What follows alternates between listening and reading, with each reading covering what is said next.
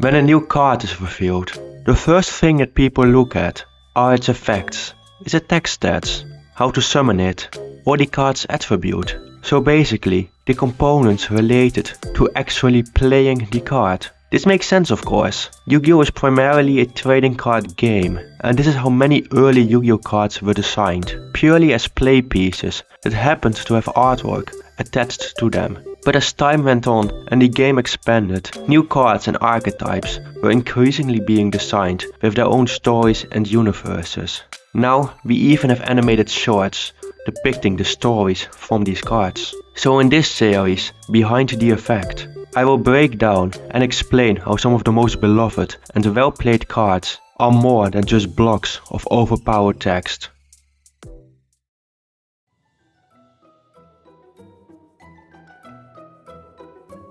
The setting of the Labyrinth story is its feud spell, Labyrinth. It is a silver castle described as both eldritch and beautiful. Its corridors are riddled with countless death traps, while demons roam the palace to repel any further intruders. According to legends, the palace is cursed, while other rumors mention a gorgeous princess living at its heart. All kinds of fake staircases and entrances are scattered around the palace's exterior. The labyrinth appears to be an impenetrable fortress, which would claim one's life to traverse. However, behind the scenes, the reality of this place is a lot less serious and a lot more silly. The princess of the palace is called Lovely Labyrinth of the Silver Castle, the deck's boss monster, and it is also the person in charge of the palace. Lovely Labyrinth spends the majority of her time designing and preparing new traps, so much so that she has bags underneath her eyes due to her lack of sleep.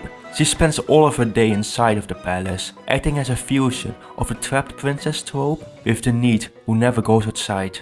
As it turns out, Lovely Labyrinth has turned the palace into her personal playground, with a personal army of servants and living furniture to help her out in preparing the palace. We can see this in the artwork of Labyrinth's setup, a quick play spell card that sets normal traps from the deck by shuffling Labyrinth's spell and traps from the graveyard and banishment back into the deck. Its artwork shows chibi versions of the servants getting all of the furniture into their designated spots, effectively setting up the palace for the day. All of these traps are set up with one purpose and for one target, the knight. The servants introduce themselves to the knight in the hallways of Welcome Labyrinth, telling them to enjoy the palace's traps to their heart's content. Lovely Labyrinth is said to be utterly dejected when the knight doesn't come to the palace, while she also takes great enjoyment from hearing about the joys and sufferings that the knight faces while going through the palace's traps. The traps are not just made for any adventurer, but specifically for the knight.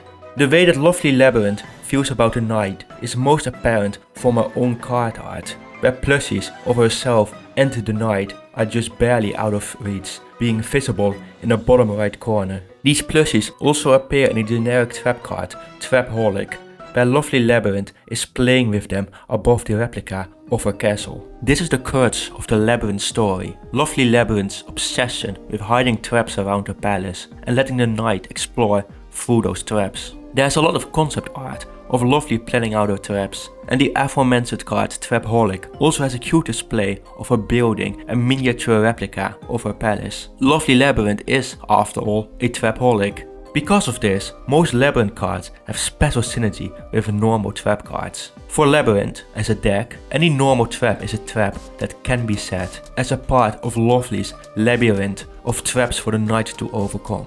For example, Lovely and Lady Labyrinth can both set traps, and Welcome Labyrinth can set itself. Several cards also get bonus effects when traps remove a monster from the field. So basically, when a trap is successful in taking down its target. Ariana and Ariane draw a card. Lovely pops a card. Stovey, Torby and Chandralia recover themselves from the graveyard.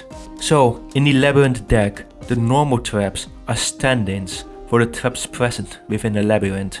The focus on traps removing a monster from the field shows that the trap is working, that it is effective at removing any infiltrator from the palace.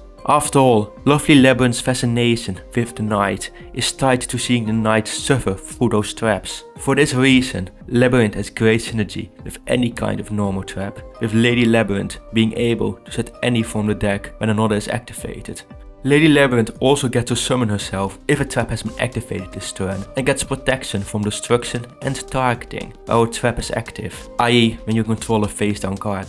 Since Lovely's whole life revolves around setting traps, it makes sense that she only arrives at the scene after a trap has already been activated, and that she can't be defeated in battle until all traps are gone. Likewise, Lovely Labyrinth can only set traps from the graveyard. This is Lady Labyrinth, but outside of her battle gear, so she only gets to set traps that have already been activated. It is as if, after an intruder has been repelled successfully, she is able to reactivate the used traps. Although Labyrinth can set any normal trap in the game, including cards like Dimensional Barrier and Epidemic Eradicator Virus, only those that actively remove a monster from the field gives the Labyrinth cards all of their many recursion and other bonus effects. After all, if a trap only annoys the opponent but does not kick them out of the palace, it does not add to Lovely's pleasure.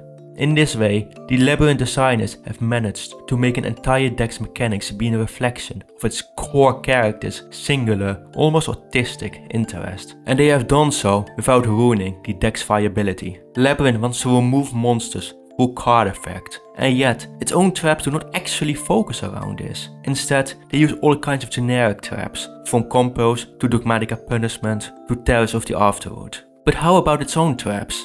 Well, before you start exploring a dungeon, one has to enter it. Hence, the welcome traps, which welcome any explorer into the Labyrinth. Both welcome and big welcome Labyrinth summon a Labyrinth monster onto the field, although big welcome bounces one of your own cards afterwards. This difference is due to when the welcome takes place. This difference is the result of when the welcome does take place. Welcome Labyrinth happens upon first entry into the palace. It marks the beginning of the hero's journey. Big welcome, meanwhile, is the middle point, when the night happens upon Lady Labyrinth, who has stormed out of her room to engage with the night. Yet her butlers meet the night instead of Lady Labyrinth, at which the current story ends. So, the welcome traps are there to welcome the adventurer and your opponent. And what better way to welcome your opponent than with one of your Labyrinth monsters. The Labyrinth deck also has lots of options for playing on turn 0, with Arias setting any normal trap from your hand to immediately activate, and Chandelier and Stovey Torby setting any Labyrinth spell or trap from deck. And also this Labyrinth Cook Clock, allowing you to activate any trap the turn it's set, as long as you control a Labyrinth monster.